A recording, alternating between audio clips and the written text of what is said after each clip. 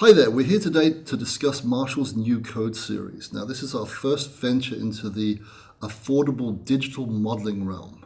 You just heard me playing the Code 25. This is a 25W 1x10 digital modeling amplifier. Actually, I prefer to say the word replica because a model can be a plane with eyes. A replica is one that looks like exactly like a plane. These replicas sound exactly like the amps they're supposed to. Now, one of the things people told us they didn't like about the amps that exist out there right now is on the cheaper ones, the more affordable ones, you couldn't see what you were doing. So if I wanted to add more treble to a sound I liked, and I turned the treble control, I didn't know where it was set in the first place. So how can I add or subtract to that? On ours, you can see everything. When you turn a knob, it shows you where it was and where it's gone to, so you're never flying blind, as it were. They also wanted to be able to name the patches, the presets, so you could remember them. So all of ours have a window, a screen, so you can see what you're doing on the amp, and then you can name it.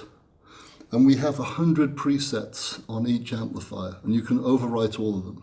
Last but by no means least, they wanted to be logical. They wanted to be guitar friendly. They didn't want parameters that they didn't understand.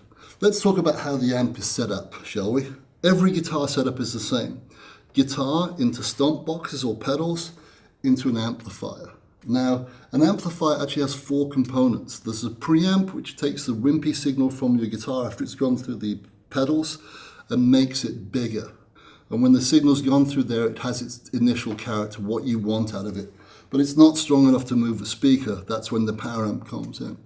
And in a good tube amp, like a Marshall or other great amps, it allows some more shaping to go on in there as well. So they have their own characteristic. Another component, the third component, is the speaker or speakers that are being driven. Speakers are not just there to move wind like they are in a hi-fi setup. Guitar speakers have their own inherent tonal character, and so does the size of the cabinet or cabinets you're driving. Last but by no means least, there's an effects loop in a lot of modern amps. And the reason those exist is people will tell you that time-based and modulation effects sound more realistic in an effects loop. Now this amp is set out in a bank situation. So we've got our pre-effects, which are our stomp boxes, so you can choose whatever overdrive, distortion, compression, pitch shifting you might want, an auto wah.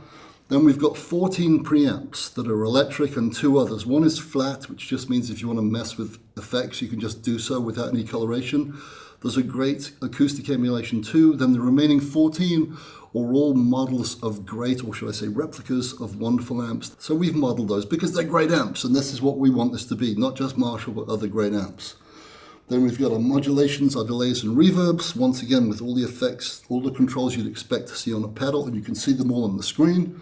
Then we come to our power amps. We've got 4 different power amps you can choose from. 4 very different tonal characteristics. And on the power amp, on each and every one you can program resonance and presence. And by the way, this has a professional noise gate built into it that you can program, that it detects the signal coming from the guitar as well as the signal coming out, so it never confuses noise with a note, so it won't prematurely cut your notes off as long as you said it correctly. Then last but by no means least, we come to 8 cabinet emulations. 4 4x12s, 2 2x12s, and 2 1x12s. So if you do the simple math, 14 preamps, 4 power amps, 8 speaker cabinets, that's 448 possible combinations without turning any knobs or adding any effects. That's a lot.